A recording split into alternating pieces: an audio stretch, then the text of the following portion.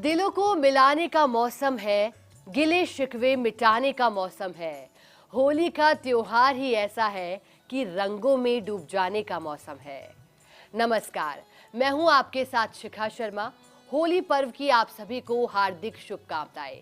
आज हमारे साथ स्टूडियो में मौजूद है जाने माने ज्योतिषाचार्य पंडित मुकेश शास्त्री जी। पंडित जी, आपका बहुत बहुत स्वागत है फर्स्ट इंडिया की खास पेशकश में। फर्स्ट इंडिया न्यूज़ के सभी दर्शकों को धुलंडी पर्व की हार्दिक शुभकामनाएं एवं बधाई। आप सभी दर्शकों के जीवन में हमेशा सुख शांति बनी रहे, आप सभी का कल्याण हो। जय श्री कृष्णा, जय माता की, जय श्री हरि। धुलंडी पर्व का जिक्र पुराणों में भी है। कहा जाता है कि असुर हिरण्याकश्यप ने अपनी बहन होलिका को आदेश दिया कि वे उनके पुत्र प्रहलाद को लेकर अग्नि में बैठे। होलिका के पास एक ऐसी दुशाला थी जिसको ओढ़ करके अग्नि उसे छू भी नहीं सकती थी। अब सभी को चिंता हुई हरि भक्त प्रहलाद की, क्योंकि प्रहलाद का जीवन संकट में था। लेकिन ईश्वर की कृपा कुछ ऐसी हुई कि दुशाला उड़कर प्रहलाद पर आ गई। होलिका जल गई, भस्म हो गई, जबकि प्रहलाद सुरक्षित रह गया। तब से इसी की खुशी में होली की बरसात हुई, फूल उड़ाए गए और ये त्योहार मनाया जाने लगा। लेकिन क्या मान्यता है, त्योहार कैसे मनाएं, रंग कब लगाएं, ये जानना भी जरूरी है। और इसी को लेकर आज हम तमाम सवालों का जवाब लेंगे हमारे साथ मौजूद पंडित मुकेश शास्त्री जी से। पंडित जी, यहीं से शुरुआत करती हूँ, क्योंकि होलिका दहन के अगले दिन धुलंडी का पर्व आता है और होली को रंगों का त्योहार कहा जाता है, जिसे धुलंडी कहते हैं। इस दिन को लेकर सबसे पहले बताइएगा, क्या खास है आखिर? फर्स्ट इंडिया न्यूज़ राजस्थान के सभी दर्शकों का मैं पंडित मुकेश शास्त्री राज ज्योतिषी हार्दिक अभिनंदन करता हूँ, स्वागत करता हूँ। आप सभी दर्शकों के ऊपर भगवान श्री हरि का, माँ लक्ष्मी का, माँ बगलामुखी का आशीर्वाद और कृपा दृष्टि हमेशा बनी रहे, आप सभी का कल्याण हो। दोस्तों, शुक्रवार दिनांक 14 मार्च सन 2025 को फाल्गुन मास के शुक्ल पक्ष की पूर्णिमा तिथि रहेगी। रंगों का त्योहार होली अर्थात धुलंडी पर्व बड़े उत्साह से पूरे भारतवर्ष में मनाया जाएगा। सत्यनारायण पूर्णिमा व्रत भी किया जाएगा और साथ ही इस बार होली वाले दिन डोलोत्सव भी मनाया जाएगा और 16 दिन की गणगौर पूजा भी प्रारंभ हो जाएगी। साथ ही मीन मल मास अर्थात खर मास प्रारंभ हो जाएगा। सभी मांगलिक कार्य रुक जाएंगे। अब मांगलिक कार्य जो हैं वो 14 अप्रैल सन 2025 से प्रारंभ होंगे। तो बड़े ही दुर्लभ संयोगों में इस बार रंगों का त्योहार मनाया जा रहा है। पंडित जी, कहा जा रहा है कि धुलंडी के दिन सत्यनारायण व्रत भी किया जाएगा। व्रत को लेकर बताइएगा कि विधि क्या रहेगी? चूंकि धुलंडी का त्योहार है और धुलंडी के त्योहार की शुरुआत अगर भगवान सत्यनारायण की पूजा व्रत से अगर हो जाए तो वो सोने पे सुहागा है। तो आइए जान लेते हैं कि भगवान सत्यनारायण व्रत की पूजन विधि क्या रहेगी। आप प्रातःकाल भी कर सकते हैं और होली खेलने के पश्चात में भी आप पूजन को कर सकते हैं। लेकिन शास्त्र ये कहते हैं कि जब भी आप होली का खेलें, होली पर्व मनाए, तो उससे पहले स्नान आदि से निवृत्त होकर पाठ पूजा करके भजन पूजन करके ही होली का खेलनी चाहिए, होली के रंगों से खेलना चाहिए। तो प्रातःकाल स्नान आदि से निवृत्त होने के पश्चात भगवान श्री सत्यनारायण का पूजन अर्चन करना है। सत्यनारायण के रूप में घर में अगर प्रतिमा हो तो बहुत अच्छी बात है, नहीं तो लड्डू गोपाल तो आपके घर में विराजमान होंगे ही। तो लड्डू गोपाल का कच्चे दूध से अभिषेक कीजिएगा, छाछ से अभिषेक कीजिएगा, पंचामृत से अभिषेक कीजिएगा, अलग अलग प्रकार के फलों के रस से अभिषेक कीजिएगा, केवड़ा जल, गुलाब जल, गंगा जल से हमारे लड्डू गोपाल का, भगवान श्री सत्यनारायण का अभिषेक कीजिएगा। अभिषेक के पश्चात उनका पूजन कीजिएगा, जनेऊ अर्पण कीजिएगा, गंध अर्पण कीजिएगा, पुष्प अर्पण कीजिएगा, अक्षत अर्पण कीजिएगा, पीत वस्त्र उनको अर्पण कीजिएगा। लड्डू गोपाल को नई पोशाक धारण कराइएगा।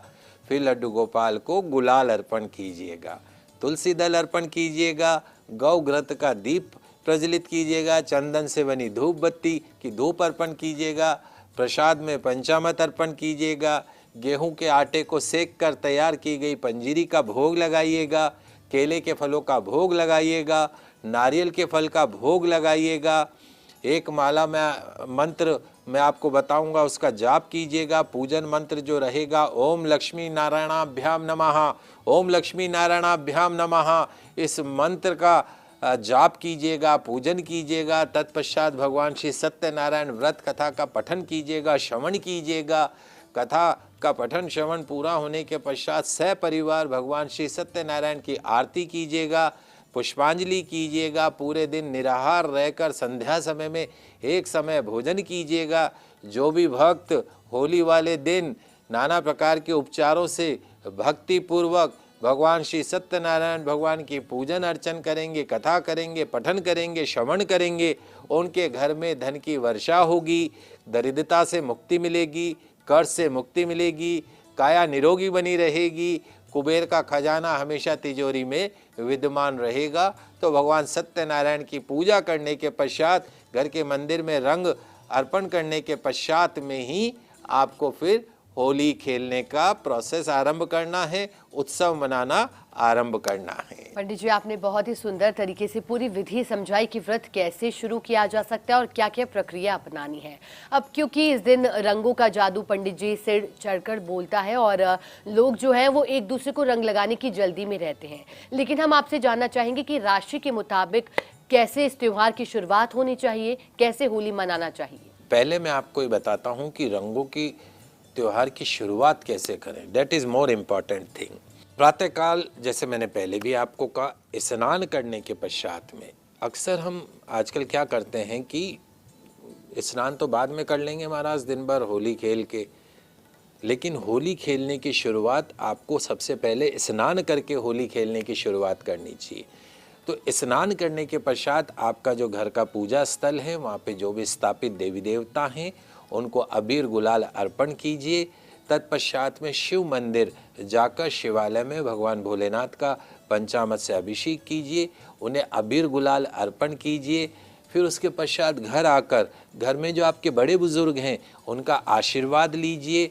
अपने माता पिता के चरणों में अबीर गुलाल अर्पण कीजिए। अपने घर के सदस्यों के साथ सबसे पहला अधिकार किसका है होली खेलने का? आपके घर के सदस्यों का। आपकी पत्नी को गुलाल लगाइए, अपने पति को गुलाल लगाइए, अपने बच्चों को गुलाल लगाइए। घर वाले परिवारजनों के साथ होली के रंगों का त्यौहार मनने के पश्चात में फिर आप आपके जितने भी बाहर के जो रिश्तेदार हैं, दोस्त हैं, उनके साथ में होली का त्यौहार मनाइए। सबसे पहले भगवान को, तत्पश्चात में घर के परिवार को और उसके पश्चात में अपने रिश्तेदारों को, दोस्तों के साथ होली का त्यौहार मनाना चाहिए। अब ये तो बात हुई कि कैसे हमने शुरुआत कैसे करें। अब आगे बढ़ते हैं। जल्दी से मैं आपको बता देता हूं कि होली का त्यौहार राशि अनुसार कैसे मनाएं, कौन से रंगों से होली खेलें। चलिए शुरुआत करते हैं। इस तरह की जानकारी किसी और चैनल पे नहीं दी जाती है। आपके पसंदीदा news channel first India news channel Rajasthan के विशेष शो में ही दी जाती है। तो जल्दी से कागज़ कलम लेकर बैठ जाइए, लिखते जाइए। शुरुआत करते हैं मेष राशि से। मेष राशि वाले जो हमारे दर्शक हैं, होलिका का पूजन करना है। प्रातःकाल भी होलिका पूजन कीजिएगा। तत्पश्चात में भगवान शिव के मंदिर जाकर भगवान शिव का अभिषेक कीजिएगा, दर्शन कीजिएगा। होली खेलने के लिए आपको विशेष तौर पे लाल रंग के गुलाल का प्रयोग करना चाहिए। लाल रंग, लाल गुलाल, पिंक गुलाल का प्रयोग आप कर सके। रेड से संबंधित जितने कलर हैं उनका आपको प्रयोग करना है। आपके जीवन में निश्चित तौर पे मंगल ही मंगल होगा। बात करते हैं वृषभ राशि की। वृषभ राशि वाले हमारे दर्शक प्रातःकाल स्नान आदि से निवृत्त होकर भगवान का पूजन करके, होली का पूजन करके, उसके पश्चात में आपके घर में कोई छोटी कन्या हो, उस कन्या का पूजन कीजिएगा। उसके चरणों को पखारिएगा, चरणों में कुमकुम हल्दी लगाइएगा, गुलाल अर्पण कीजिएगा। और कन्या के साथ होली खेलने के पश्चात में हल्के पीले रंग का आपको प्रयोग करना है। पीला रंग जो होता है या ऑफ वाइट रंग के अंदर आपको गुलाल मिलती है, तो उस तरह के रंग का प्रयोग आपको दिन भर यथाशक्ति अपने यार दोस्तों के साथ उस रंग का प्रयोग करें, तो आपके जीवन में माँ लक्ष्मी का आशीर्वाद हमेशा बना रहेगा। बात करते हैं मिथुन राशि की। मिथुन राशि वाले जितने भी हमारे दर्शक हैं, स्नान आदि से निवृत्त होकर और भगवान की पाठ पूजा अर्चन करने के पश्चात में, होली का पूजन करने के पश्चात में गणेश जी भगवान के दर्शन करने हैं। मंदिर नहीं जा सके तो घर के मंदिर में गणेश जी भगवान के दर्शन कर लीजिएगा। दर्शन करने के पश्चात में हरे रंग से आपको होली खेलनी है। अलग अलग रंग काम में मत लीजिए। आपके लिए विशेष तौर पे हरे रंग का प्रयोग करना है। हरे रंग के गुलाल से आप सबको जो है वो रंग लगाइएगा। निश्चित तौर पर भगवान श्री गणेश रिद्धि सिद्धि शुभ लाभ आपके घर में, आपके निवास में, आपके व्यापार में निवास करेंगे। बात करते हैं कर्क राशि की। कर्क राशि वाले हमारे दर्शक होली वाले दिन प्रातःकाल स्नान आदि से निवृत्त होने के पश्चात भगवान का पूजन कीजिएगा, होली का पूजन कीजिएगा, शिव मंदिर जाकर शिव परिवार का पूजन अर्चन कीजिएगा। होली खेलने के लिए सफ़ेद कपड़े धारण कीजिएगा और गुलाल से ही होली खेलनी है। आपको ध्यान रखिएगा, सिर्फ और सिर्फ गुलाल से होली खेलनी है आपको। निश्चित तौर पे आपके जीवन में शुभता का संचार होगा। बात करते हैं सिंह राशि की। सिंह राशि वाले हमारे दर्शक होली वाले दिन प्रातःकाल स्नान आदि से निवृत्त होकर भगवान की पाठ पूजा करके, गुलाल अर्पण करके, माता पिता के चरणों का आशीर्वाद लेने के पश्चात में आपको भगवान सूर्य की आराधना करनी, सूर्यदेव को जल का अर्घ्य प्रदान करना है। होली खेलने के लिए लाल गुलाल और मैरून रंग का प्रयोग आप कर सकते हैं। आपके जीवन में यश मान वैभव बना रहेगा। बात करते हैं कन्या राशि की। कन्या राशि वाले हमारे दर्शक होली खेलने वाले दिन आपको स्नान आदि से निवृत्त होने के पश्चात में भगवान गणेश जी का पूजन अर्चन करना है, घर के सभी देवी देवताओं का पूजन अर्चन करना है, कुबेर भगवान का पूजन अर्चन करना है, उन्हें गुलाल अर्पण करना है। टेसू वाले रंग का प्रयोग आपको होली खेलने के दिन करना है। किसका महाराज? टेसू वाले रंग का प्रयोग कीजिएगा। निश्चित तौर पे आपके जीवन में शुभता का संचार होगा। बात करते हैं तुला राशि की। तुला राशि वाले हमारे दर्शक होली वाले दिन आपको स्नान आदि से निवृत्त होकर भगवान के घर में, अपने घर में जो पूजा स्थान है वहाँ पर पाठ पूजा करके, स्नान आदि से भगवान को गुलाल इत्यादि चढ़ाकर माँ दुर्गा का पूजन अर्चन कीजिएगा। होली खेलने के लिए लाल रंग, पीले रंग का प्रयोग कीजिएगा। आपके जीवन में शुभता रहेगी। वृश्चिक राशि की बात कर लेते हैं। वृश्चिक राशि वाले हमारे दर्शक होली वाले दिन स्नान आदि से निवृत्त होने के पश्चात में रिद्धि सिद्धि सहित भगवान गणेश जी का पूजन अर्चन कीजिएगा। गुलाबी रंग का प्रयोग कीजिएगा। आपके जीवन में मंगल ही मंगल होगा। बात करते हैं धनु राशि की। धनु राशि वाले हमारे दर्शक स्नान आदि से निवृत्त होने के पश्चात भगवान का पाठ पूजन करने के पश्चात में भगवान दत्तात्रेय यानी गुरु महाराज का पूजन कीजिएगा। होली खेलने के लिए पीले रंग का प्रयोग कीजिएगा। आपके जीवन में सब शुभ रहेगा। बात करते हैं मकर राशि की। मकर राशि वाले हमारे दर्शक प्रातःकाल स्नान आदि से निवृत्त होकर भगवान का पाठ पूजन करके भगवान श्री राम का पूजन कीजिएगा, हनुमान जी महाराज का पूजन कीजिएगा। होली खेलने के लिए हल्के गुलाबी रंग का, पीले रंग का, नीले रंग का प्रयोग कीजिएगा। आपके जीवन में शुभता रहेगी। कुंभ राशि वाले हमारे दर्शक होली खेलने वाले दिन स्नान आदि से निवृत्त होकर भगवान का पाठ पूजन करके हनुमान जी महाराज का पूजन कीजिएगा। हरे एवं सिंदूरी रंग का प्रयोग कीजिएगा। आपके जीवन में सब मंगल ही मंगल होगा। अंतिम राशि मीन राशि। मीन राशि वाले हमारे दर्शक होली खेलने वाले दिन स्नान आदि से निवृत्त करके अपना भगवान का पाठ पूजन करके गुरु का पूजन कीजिएगा।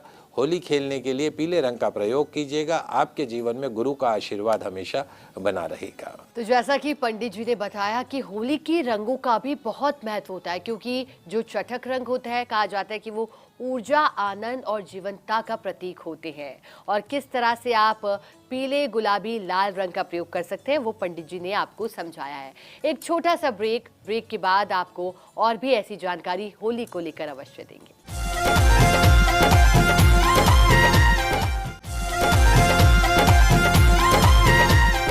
ब्रेक के बाद स्वागत है आप सभी का। तो आज हम बात कर रहे हैं दुल्हनडी पर्व को लेकर की कि दुल्हनडी पर्व किस तरह से मनाएं, क्या विधि है, व्रत कैसे करें, किन रंगों का प्रयोग करें, क्या ना करें, शुरुआत कैसे करें। और हमारे साथ मौजूद है जाने माने ज्योतिषाचार्य पंडित मुकेश शास्त्री जी, और हम पंडित जी से आपके सभी सवालों का जवाब जानने की कोशिश कर रहे हैं।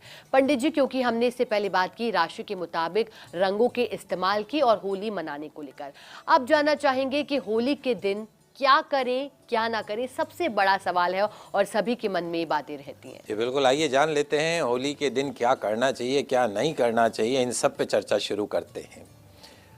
जैसा मैंने आपको बताया, सबसे पहले तो सुबह स्नान आदि से निवृत्त होने के पश्चात में, चूँकि पूर्णिमा तिथि है, भगवान सत्यनारायण की यदि कथा करते हैं तो कथा पूजन करने के पश्चात में अपने घर के सभी देवी देवताओं को धोख देने के पश्चात में, उनको गुलाल अर्पण करने के पश्चात, रंग अर्पण करने के पश्चात में, अपने घर में माता पिता के चरणों में सिंदूर अर्पण करने के पश्चात में, घर के सभी सदस्यों को रंग लगाकर, चाहे आपकी पत्नी, आपकी बिटिया, आपकी बहन इत्यादि को रंग लगाने के पश्चात में ही आपको होली खेलना प्रारंभ करना चाहिए। ध्यान रखिए, होली वाले दिन रंग जरूर खेलना चाहिए।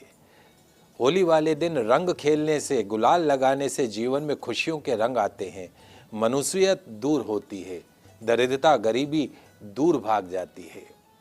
अगर आप घर के बाहर होली नहीं खेलना चाहते, आजकल एक बड़ी कॉमन बात हो गई है, महाराज होली खेलने का मन नहीं करता है, बाहर जाने का मन नहीं करता है। ठीक है, आप बाहर मत जाओ, कोई बात नहीं, लेकिन अपने घर में अपने परिवार के साथ में तो आप होली खेल सकते हो, रंग तो लगा सकते हो, और कुछ नहीं तो रंग का टीका लगा सकते हो, गुलाल लगा सकते हो, गाल पे गुलाल लगा सकते हो, अपनी पत्नी को लगाओ, अपनी बिटिया को लगाओ, अपने भाई को लगाओ, अपने पति को लगाओ। अब हाँ, कम से कम घर के सदस्यों के साथ तो होली खेल सकते हो, होली जरूर खेलो। दूसरी महत्वपूर्ण बात, एक अक्सर टेंडेंसी है, आप और हम सब लोग इससे ग्रसित हैं, वो क्या है कि जिस दिन हम रंग खेलते हैं उस दिन हम हमारे है ना वो कपड़े निकालते हैं जो फटे जैसे हों, जो कपड़े हम नहीं पहनते हों, रिजेक्टेड कपड़े हो, उनको पहन के होली खेलते हैं। आप जानते हैं कि आपके पुराने कपड़े पहनकर होली खेलने से आपके जीवन में गरीबी, दरिद्रता, कंगाली प्रवेश करती है। जब भी आप होली खेलो, अपने साफ सुथरे धुले हुए वस्त्र के साथ में होली खेलो। होली खेलने के बाद उन कपड़ों को दान कर दो, लेकिन खेलो नए वस्त्र के साथ में, या धुले हुए कपड़े पहनकर होली खेलनी चाहिए। नहीं फटे टूटे कपड़े पहन लिए जिनकी अब कोई ज़रूरत नहीं है, ऐसा नहीं करना चाहिए। साफ सुथरे कपड़े पहन के होली खेलो। होली की रात्रि आपने जो होलिका दहन किया, सुबह होलिका वाले दिन यानी रंगों वाले दिन आप जहाँ आपने होली जलाई थी वहाँ जाकर थोड़ी सी भस्म लेकर आ जाएं। भस्म लाकर, और जब आप स्नान करेंगे तो उस भस्म को जो है वो पुरुष तो मस्तक पे लगाएंगे और महिला अपने गले में लगाएंगी। इससे क्या होगा, ऐश्वर्य बढ़ता है। और उस स्नान करने से पहले उस भस्म में थोड़ा चमेली का तेल मिला के अपने शरीर पे मालिश कर लीजिएगा। 1 घंटे बाद गुनगुने जल से नहा लीजिएगा। किसी भी तरह के फोड़े फुंसी की समस्या हो, स्किन से संबंधित समस्या हो, सफ़ेद दाग की समस्या हो, कोई शारीरिक बीमारी हो, वो स्वतः ही दूर हो जाती है। इसलिए ये उपाय ज़रूर कीजिएगा। होली वाले दिन घर के बीच में, यानी जो आपका ड्राइंग रूम हो या कोई आपका चौक हो, वहाँ पर एक चौकोर टुकड़ा साफ कर लीजिएगा और वहाँ पर स्वस्तिक का चिन्ह बनाकर कामदेव का पूजन कीजिएगा। और जितने भी हमारे विवाहित दंपत्ति हैं, होली के दिन उन्हें हमेशा दाम्पत्य भाव से रहना चाहिए। होली के दिन यदि आप दाम्पत्य भाव से रहते हो तो पूरे वर्ष आपके दाम्पत्य जीवन में शुभता बनी रहती है, सुख बना रहता है, शांति बनी रहती है। होली के दिन मन में किसी के प्रति शत्रुता का भाव न रखें। घर पर जो भी आपके मेहमान आए उनको सौंफ और मिश्री अवश्य खिलाएं, प्रेम भाव बढ़ता है। और विशेष तौर पे होली के दिन किसी भी तरह का नशा, भांग इत्यादि का नशा नहीं करना चाहिए। आप सभी ध्यान रखिएगा। तो पंडित जी, हमने आपसे जाना कि होली पर क्या करें क्या ना करें, और बहुत अच्छी बात आपने एक बताई कि होली जो है वो साफ सुथरे वस्त्र पहनकर ही खेलनी चाहिए, क्योंकि आजकल अलग अलग ट्रेंड भी फॉलो होने लगे हैं और उनके माध्यम से कई बार गलत रास्ता भी अपना लिया जाता है। अब पंडित जी आगे बढ़ते हैं इसी को लेकर के।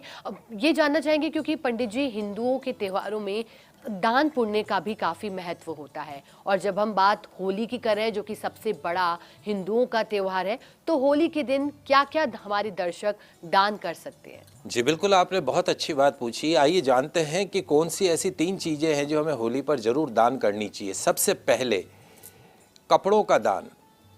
आप लोग जो होली वाले दिन कई तरह के कपड़े पहनते हैं, कुछ लोग तो जैसे मैंने कहा पुराने कपड़े पहन लेते हैं, साथ ही बाज़ार से सफ़ेद रंग के कपड़े भी खरीद के लिए आते हैं कुछ लोग।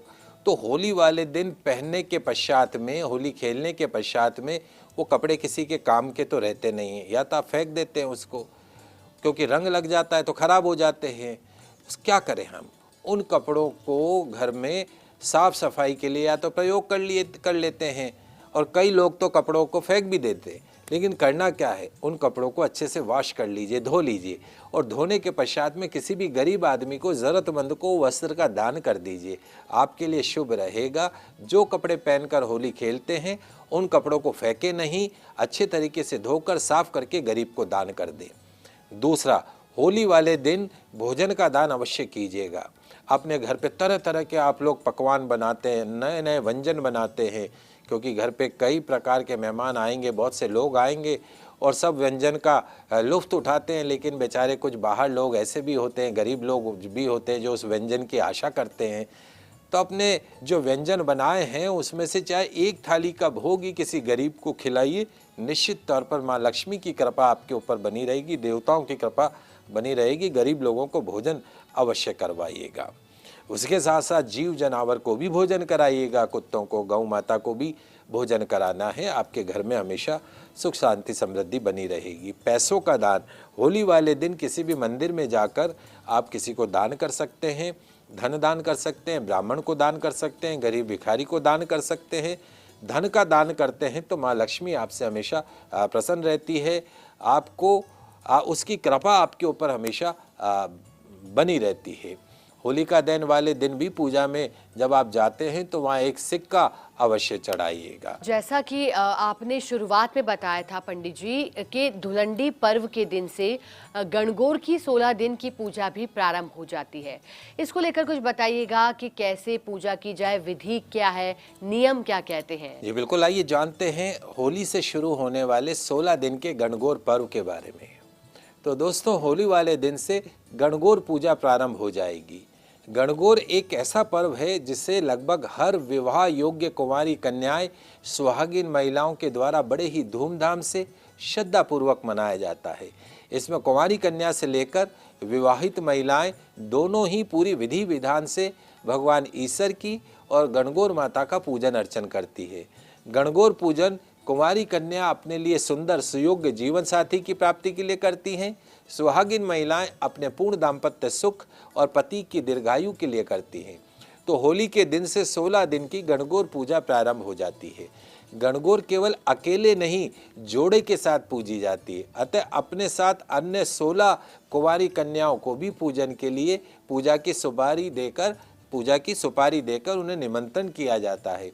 ऐसी महिला जिसके विवाह के पश्चात प्रथम गणगौर होती है, उसके घर गणगौर का पाटा चौकी लगाकर पूरे 16 दिन उन्हीं के घर पर गणगौर का पूजन अर्चन किया जाता है। आइए जानते हैं गणगौर पूजन की सरल विधि। गणगौर स्थापना की विधि क्या है। सर्वप्रथम पूजा घर में उत्तर दिशा में एक चौकी अर्थात बाजोट की स्थापना कर लीजिए। उस पर अक्षत से स्वस्तिक का चिन्ह बना लीजिए।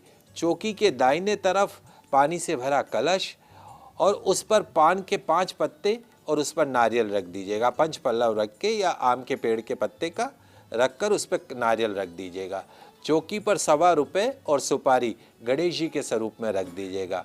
फिर चौकी पर होली की राख या काली मिट्टी से 16 छोटी छोटी पिंडी बनाकर उस पाटे चौकी के ऊपर रखी जाती है। तत्पश्चात पानी से छींटे देकर कुमकुम चावल से 16 पिंडी की पूजा की जाती, गोल गोल पिंडी बना ली जाती है। दीवार पर एक कागज को चिपका दिया जाता है। कुंवारी कन्या 8-8 और विवाहित महिलाएं 16-16 बिंदी उस कागज पर क्रमशः कुमकुम से, हल्दी से, मेहंदी से, काजल से लगाती हैं। उसके पश्चात गणगौर के गीत गाए जाते हैं। पानी का कलश साथ में रखकर हाथ में दुर्वा लेकर जोड़े से 16 बार गणगौर के गीत के साथ पूजन किया जाता है। फिर गणगौर माता की कहानी सुनी जाती है, गणेश जी महाराज की कहानी सुनी जाती है। पाटे के गीत गाकर उसे प्रणाम करके भगवान श्री सूर्य नारायण को जल का अर्घ प्रदान किया जाता है। ऐसा विधि से पूजन पूरे 16 दिन किया जाता है। 7वें दिन शीतला सप्तमी के दिन सायंकाल में गाजे बाजे के साथ भगवान ईश्वर, गणगौर माता, माली, मालन और झूले में विराजित दास की प्रतिमा और 2 मिट्टी के कुंडे कुम्हार के यहाँ से लेकर आए जाते हैं। जो 2 कुंडे हैं उसमें ज्वारे बोए जाते हैं। सभी प्रतिमाओं का प्रतिदिन विधि विधान से पूजन अर्चन किया जाता है। गणगौर की तीज को उद्यापन किया जाता है। सभी प्रतिमाओं को विसर्जित किया जाता है। ये सरल सी विधि है। इस विधि से यदि आप पूजन करेंगे निश्चित तौर पे आपको लाभ प्राप्त होता है। तो ये तो मैंने आपको बताया कि कैसे गणगौर पूजन करना चाहिए। अब मैं आपको बताता हूँ गणगौर व्रत के नियम भी होते हैं कुछ, कैसे पालन करना है। तो गणगौर व्रत में केवल एक समय ही भोजन किया जाता है। भोजन करने का एक निश्चित समय बांध लीजिए, बार बार ना बदलें कि कभी सुबह कर लिया, कभी दिन में कर लिया, कभी शाम कर लिया, ऐसे नहीं होता। एक निश्चित समय शाम को 7 बजे का रख लिया तो 7 बजे ही करना है। अपने हाथों से बनाकर प्रतिदिन भगवान ईश्वर और माँ गौरी को प्रसाद का भोग लगाइएगा। ध्यान रखिए प्रसाद जो है वो घर की कुंवारी कन्याओं या अन्य सुहागिन महिला को ही खाने को देना है, क्योंकि ये व्रत केवल महिलाओं के लिए होता है, इसलिए इसका प्रसाद पुरुषों में नहीं बांटा जाता है। जो व्रत रखते हैं माँ गौरी को सुहाग की सभी वस्तुएं जैसे कांच की लाल चूड़ियाँ, सिंदूर, साड़ी, बिंदी, काजल, शीशा, टीका, मेहंदी इत्यादि अर्पण करें। सुहाग सामग्री अर्पण करनी है। सुहाग की सभी सामग्रियों पर चंदन, अक्षत, धूप आदि करके ही अर्पण कराना चाहिए, शुद्ध करके।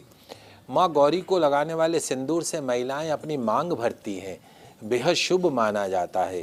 तो ये छोटी छोटी से नियम हैं जिन्हें आपको गणगौर पूजा में ध्यान रखना चाहिए। तो देखिए, होली के साथ साथ पंडित जी ने गणगौर पर्व का महत्व और गणगौर पर्व पर कैसे आप 16 दिन तक पूजा कर सकते हैं वो भी समझा दिया है।